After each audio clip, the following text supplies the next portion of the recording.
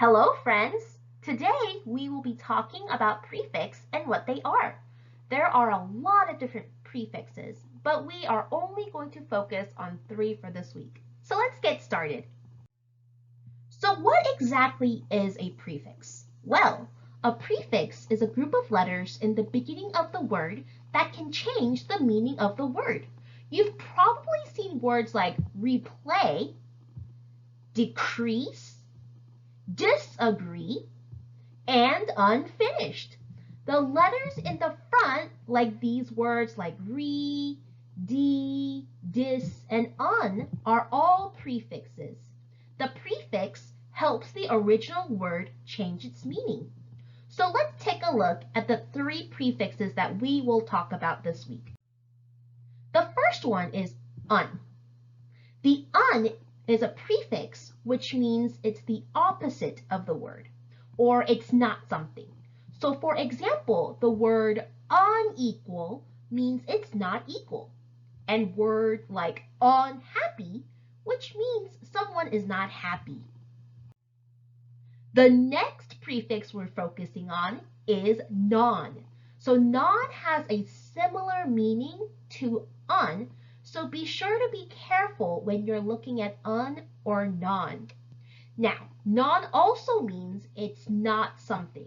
So for example, the word like non-fiction means it is not fiction. And the word like nonsense means something does not make sense. Finally, let's look at the prefix re. Re means again or go back to something. So the word like repaint means we paint again. And the word like revisit means you visit again or you visit back to somewhere. So let's take a look at some words and how they change when you add a prefix. The first word that we see is the word grateful.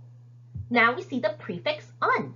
Remember, the prefix un means not or the opposite. So if we add un and grateful, how will we change the meaning of the word? Our new word is now going to be ungrateful, which means you are not grateful or the opposite of grateful. Our next word is living. The prefix that we see is the prefix non. Remember, non and un have very similar definitions, which means not or the opposite of something.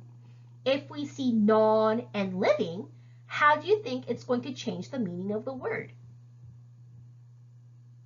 So now our new word is non-living, since we have added the prefix and the word together. Non-living means it is not living. Our next word that we are going to look at is the word organize. And the prefix that we see is the prefix re. Now remember, re means again or going back. So if we have re and the word organize, how do you think the meaning is going to change? We will now have the word reorganize, which means you're going to organize something again. Now, we are going to take a look at the last word, and I would like for you to try this on your own. We see the word post, and then we see the prefix re. So if we have the prefix re and the word post, how do you think the word is going to change?